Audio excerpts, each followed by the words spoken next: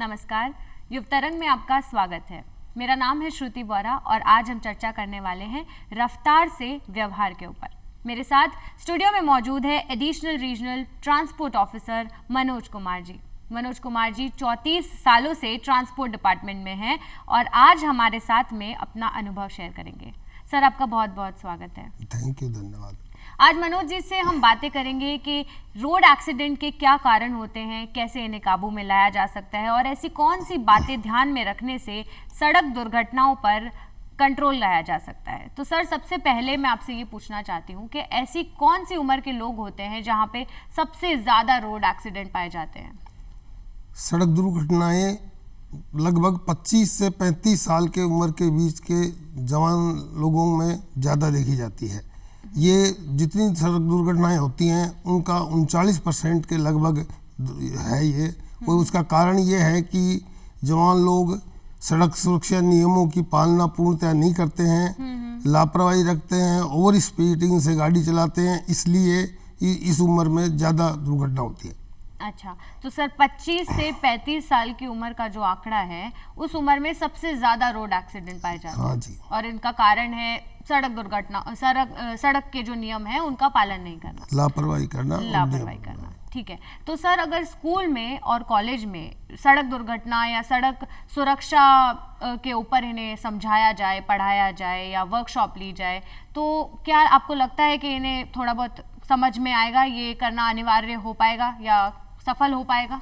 सड़क सुरक्षा नियमों के तहत सड़क सुरक्षा सप्ताह राज्य सरकार द्वारा और केंद्र सरकार द्वारा साल में कई बार कैंप लगा के स्कूलों में, कॉलेजों में समझाइश की जाती है, जिससे जो स्कूल के बच्चे हैं उनके अंदर सड़क सुरक्षा के नियमों की जानकारी आती है। वो जानकारी उनके बाद के समय में जब वो ड्राइविंग करते हैं 2 व्हीलर 4 व्हीलर की, तो उसमें काम आती है और उस जानकारी होने से सड़क दुर्घटनाएं कम होती हैं। तो कह सकते हैं कि स्कूल में और कॉलेज में जो ये कैंप लगते हैं सड़क सुरक्षा के ऊपर, ये काफी अनिवार्य है और इनसे उन्हें काफी चीजें सीखने को मिलती है, जिससे दुर्घटनाएं कम होती हैं। ठीक है। तो सर, जो लोग इस पीढ़ी से ऊपर आ चुके हैं, जो स्कूल में और कॉलेज में जिनको नहीं सिखाया, आज की जनरेशन को सिखाया जा रहा है स्कूल में, कॉलेज में कि ये ट्रैफिक रूल्स होते हैं, ऐसे नियम का पालन करो, हेलमेट पहनो, लेकिन जिन लोगों की स्कूल हो चुकी है, कॉलेज हो चुकी है और वो फिर भी नियमों का पालन नहीं करते, तो उन्हें कैसे समझाया जा सकता है?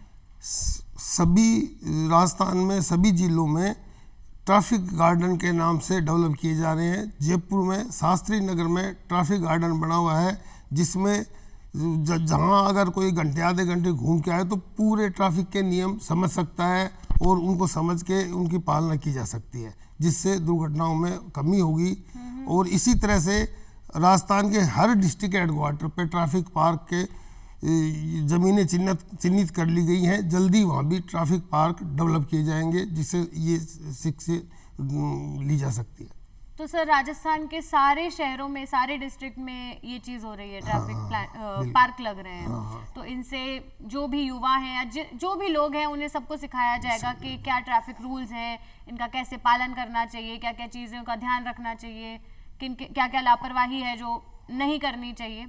तो सर, यहीं पर मैं आपसे पूछना चाहती हूँ कि आजकल बहुत ही ज़्यादा पेनल्टी लग चुकी है। जैसे मान लीजिए कि पहले, कुछ साल पहले, अगर कोई गाड़ी चला रहा है और उसने हेलमेट नहीं लगाया है तो 100 रुपये जुर्माना लगता था, लेकिन अब वहीं 1000 रुपये लगता है। तो क्या आपको लगता है कि जो जुर्माना बढ़ा दिया गया है उससे ट्रैफिक या जो सड़क दुर्घटनाएं होती है उस पर काबू पाया जा सकता है? सेंट्रल मोटर व्हीकल एक्ट में संशोधन करके जुर्मानों की राशि काफ़ी बढ़ा दी गई है। जुर्मानों की राशि बढ़ने से निश्चित तौर से सड़क सुरक्षा के नियमों की पालना अधिक की जाएगी। जो आदमी नियम तोड़ता है उसको नियमों का डर रहेगा कि अगर नियम तोड़े जाएंगे तो जुर्माना लगेगा और वो भी ज़्यादा लगेगा, तो उसके डर से वो नियमों की पालना करेगा और सड़क दुर्घटनाएं कम होगी। तो सर, जो आंकड़े हैं उनमें पहले में और अब में कोई बदलाव आया है? जो पहले से कम हुए हैं एक्सीडेंट। अच्छा, पहले से कम हुए हैं, लेकिन फिर भी सबसे ज्यादा जो युवा हैं उनमें ही एक्सीडेंट पाए जाते हैं। युवा में ज्यादा होते हैं, 25 से 30 में। ओवर स्पीडिंग इसका मेन कारण है। ठीक है। तो सर जो आजकल के युवा हैं, आप भी जानते हैं, जो नाइट आउट का कल्चर है, रात में बाहर घूमने जाते हैं, हेलमेट नहीं लगाते हैं, सीट बेल्ट नहीं लगाते हैं, पार्टी है, फन है उनके लिए, तो ये सारी चीज़ें कई बार सड़क दुर्घटनाओं का सबसे ज़्यादा मुख्य कारण बनती है। तो सर ऐसी कौन सी बात है जो उन्हें ध्यान में रखनी चाहिए ताकि ये जो दुर्घटनाएं हैं उनका आंकड़ा हम लोग कम कर सकें, और ये जो दिक्कतें हो रही है, जो तकलीफ हो रही है लोगों को, जो मौतें हो रही है, वो इन्हीं कारण से हो रही है। तो ऐसी कौन सी बातें हैं जो उन्हें आप बताना चाहेंगे? आज के युवा जोश और उमंग में रात को पार्टियां करने के लिए, अपने खुशियां मनाने के लिए घर से, हॉस्टल से, कॉलेजों से बाहर नशे में घूमते हैं, जो हेलमेट भी नहीं लगाते हैं, वो 4 व्हीलर पे सीट बेल्ट नहीं लगाते हैं। इससे एक्सीडेंट की संभावना ज़्यादा, संभावना क्या है, एक्चुअल में एक्सीडेंट होते हैं, और फिर ये नशे में और स्पीडिंग भी करते हैं, उससे और दूसरे वाहनों से भी टकरा जाते हैं। इसके लिए ये है कि उनको सबसे ज़्यादा उनके घर वाले समझाइश करें। घर वाले बताइए भाई नाइट में आप बाहर नहीं जाएं, नशे में गाड़ी नहीं चलाएं। ऐसे ही हॉस्टल में रहते हैं तो हॉस्टल वार्डन उनको समझावें, और किसी इंस्टीट्यूट में है तो वो इंस्टीट्यूट के प्रिंसिपल और जो भी वहाँ के लेक्चरर टीचर है वो समझावें। सबकी समझाइश से ही एक्सीडेंटों में कमी लाई जा सकती है। अच्छा, तो आप कहना चाह रहे हैं कि जो घर से या स्कूल में जो है, अगर आप उनको समझाएंगे बच्चों को, या जिन्हें भी, जो भी आप लोगों के आसपास लोग हैं, उन्हें अगर आप शिक्षित करेंगे ट्रैफिक रूल्स के, तो ही बदलाव आया जा सकता है। तो सर क्या सरकार इसमें कोई अपना पहलू रख रही है या अपना कोई योगदान दे रही है?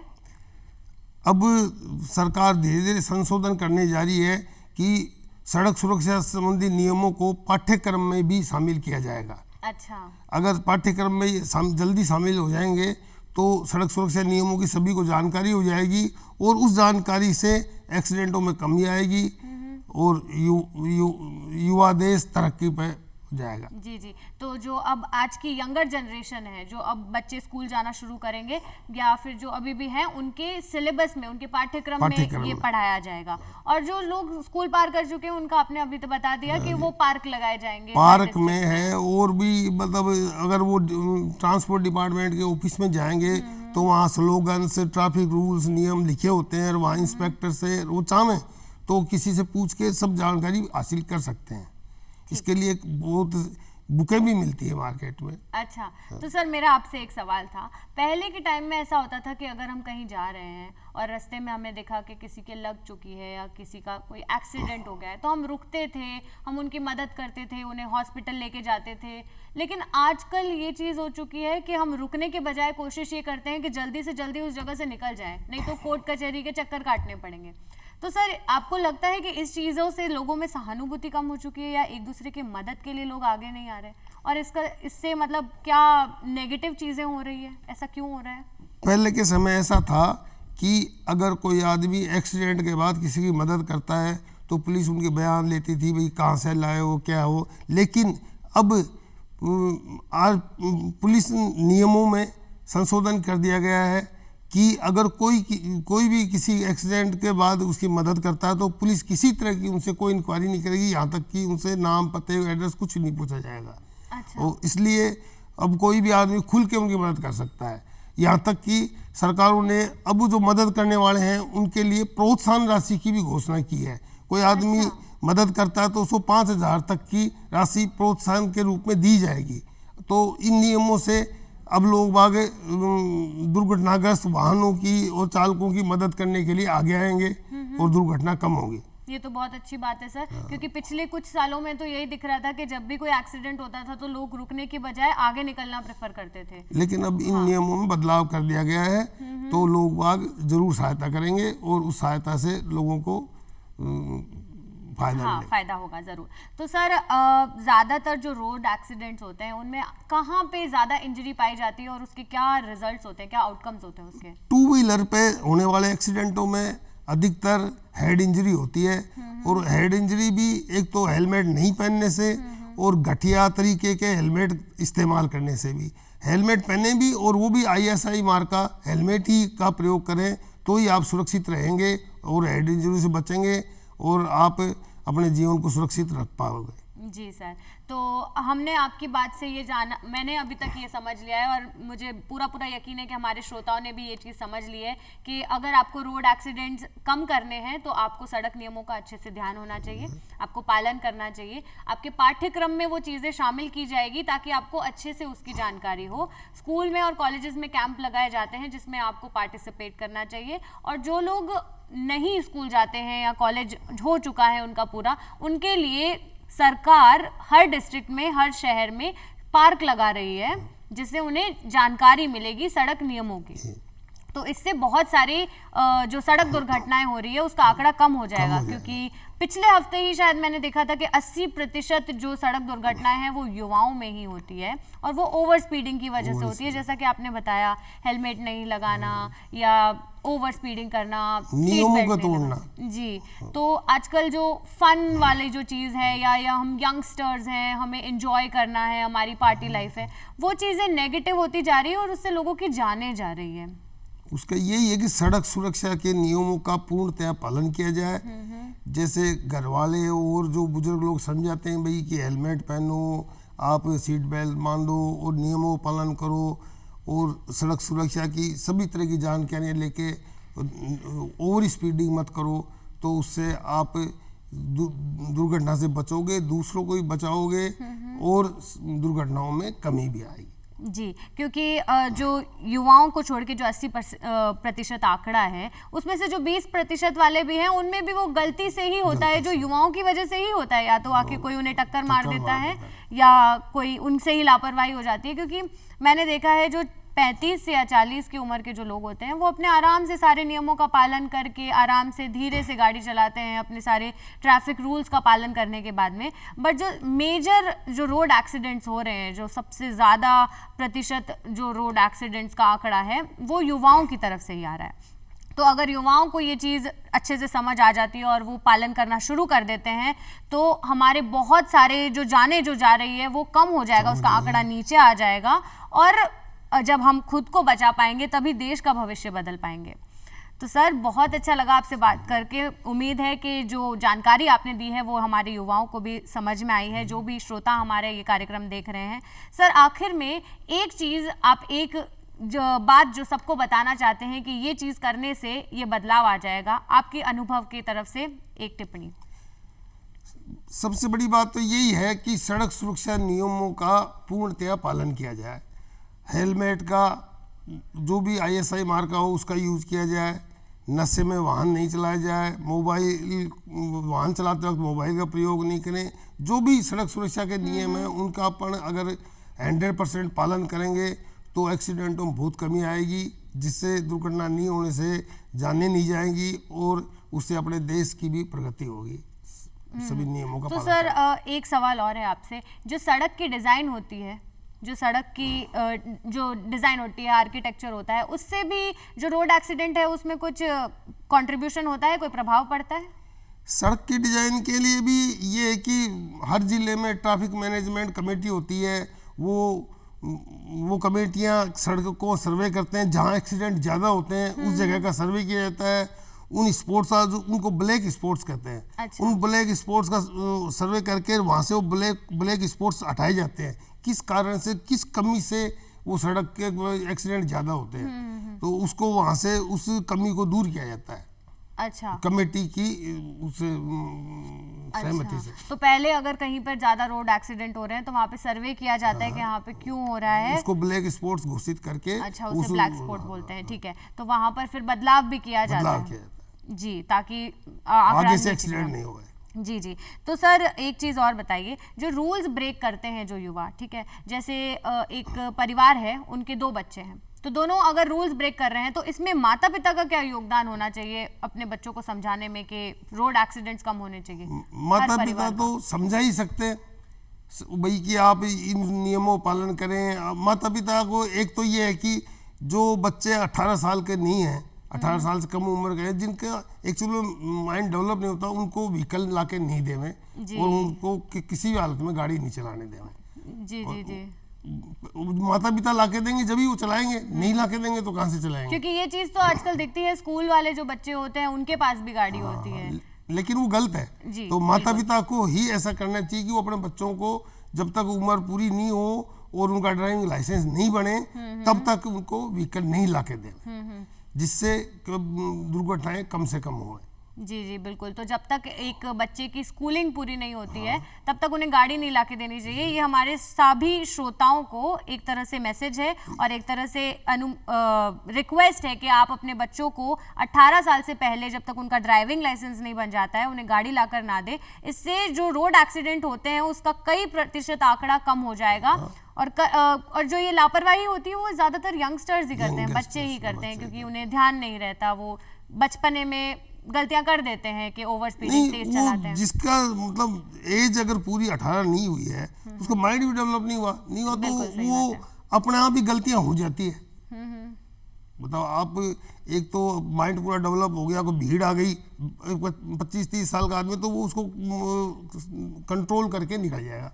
और जिसका माइंड ही डेवलप नहीं है वो उस भीड़ का सामना नहीं करके ब्रेक लगा देगा या रेस दबा देगा, उससे एक्सीडेंट की संभावना ज़्यादा बढ़ जाती है। जी जी जी जी बिल्कुल ठीक है। तो सर जो ये जो एक्सीडेंट्स होते हैं, एक तो होता है कि दुर्घटना हुई, लगी और इंजरी हुई और मौत हो गई, पर दूसरी तरीके होती है कि अगर सड़क दुर्घटना हो रही है तो किसी का एक्सीडेंट हो गया तो उस पर एक्शन कैसे लिया जाता है? क्या क्या पेनल्टी या रिस्ट्रिक्शंस होती है?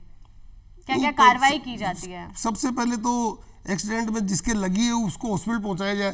108 को आजकल हर जगह 108 सेवा उपलब्ध है, उसको इन्फॉर्म करके वो हॉस्पिटल पहुंचाए, उसकी मदद करके उसकी सहायता करे। और बाकी की जो कार्रवाई है, पुलिस को इन्फॉर्म होगा तो पुलिस आएगी, फिर पुलिस अपनी कार्रवाई करेगी, FIR करेगी, वो जो भी नियमानुसार कार्रवाई है वो सब की जाती है।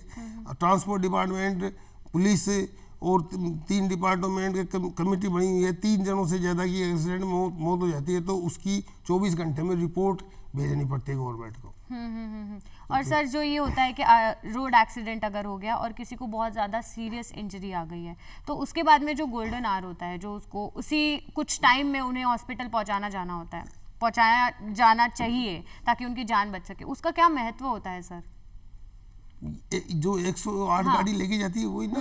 हाँ, तो वो तो है ही, लेके जाते हैं सर, लेके तो जाते हैं, लेकिन मैं आपसे ये पूछना चाह रही हूँ कि जो सड़क दुर्घटनाएं होती है तो कई बार ऐसा होता है कि अगर कोई ट्रक जा रही है, आमतौर पर हाईवे पे ऐसा होता है कि जो कोई छोटी गाड़ियां हैं, हाँ बाइक है या साइकिल है या स्कूटर है, तो उसमें ट्रक अगर एक्सीडेंट हो गया है तो वो भाग जाते हैं वहीं पर गाड़ी छोड़कर, या फिर गाड़ी लेके भाग जाते हैं, रुकते नहीं हैं। तो ये जो रुकते नहीं हैं, और उस हाईवे पे ज़रूरी नहीं है कि बहुत सारे लोगों का आना जाना लगा रहे, कम लोग आते हों, उसका तो यही है कोई ना कोई उसके नंबर देख लेगा। वैसे आजकल हर रोड पे टोल होता है, टोल टैक्स से भी पता लग सकता है इस टाइम पे कौन कौन से नंबर के कौन कौन से व्हीकल निकले हैं, तो गाड़ी का पता तो चल ही जाता है। पुलिस अपनी इंक्वायरी करके पता कर लेती है और फिर उसके ऊपर जो भी कार्रवाई होनी होती है वो होती है। जी जी बिल्कुल। एक तो आपने ये चीज़ बताई और दूसरा आपने ये भी बताया कि आप आजकल अगर कोई सड़क पे दुर्घटना होने के बाद में अगर कोई मदद करने के लिए रुक रहा है तो उसको भी इनाम दिया जाता है और उससे भी कोई पूछताछ नहीं होती ताकि कोई हिचकिचाए नहीं। प्रोत्साहित कर रही है उनको पैसे। जी जी जी जी। सर आखिर में मैं आपसे ये पूछना चाहती हूँ कि जो लाइसेंस बनाने की प्रक्रिया होती है वो क्या होती है? लाइसेंस एक्चुअल में पहले तो लर्निंग लाइसेंस बनता है, उसके बाद परमानेंट लाइसेंस बनता है। पहले ये सब लाइसेंस क्या है कि आपको परिवहन विभाग के ऑफिस में, DTO ऑफिस में, RTO ऑफिस में जाके बनाने पड़ते थे। अब दिन पर दिन हर चीज़ ऑनलाइन कर रही है। अभी 9/9/2021 को गवर्नमेंट ने आदेश निकाला है जिसमें लर्निंग लाइसेंस आप अपने घर बैठे भी बना सकते हैं। ऑनलाइन अप्लाई करके और घर बैठे बना सकते हैं। उसके बाद परमानेंट के लिए भी आप ऑनलाइन अप्लाई कर दो और फिर जाके आपको स्लॉट मिलेगा, ट्रायल टेस्ट दे दो, उसमें पास हो गए तो लाइसेंस मिल जाएगा। तो सर एक बार आप मुझे बता दीजिए कि जो लर्निंग लाइसेंस है उसमें क्या क्या प्रक्रिया होती है, क्या क्या चीज़ें होती है और कौन कौन उसके लिए एलिजिबल होता है? एलिजिबल तो डिस्ट्रिक्ट ट्रांसपोर्ट ऑफिसर ही होता है वैसे, लेकिन ऑनलाइन अप्लाई करोगे तो आपके जो ट्रांसपोर्ट डिपार्टमेंट की गवर्नमेंट की साइट है उस पर जाके आप खोल के अप्लाई कर दोगे। उसमें आपको आपका एड्रेस प्रूफ है, डेट ऑफ बर्थ प्रूफ है, ये 2-3 चीज़ें ही डालनी पड़ती है कोई खास। अच्छा, तो सारी डिटेल्स ऑनलाइन ही आ जाती है, आपको आसानी से घर पे बैठे भरो और लाइसेंस आपके घर तक आ जाता है। और फिर उसके कितने टाइम बाद में सर परमानेंट लाइसेंस? 30 दिन बाद।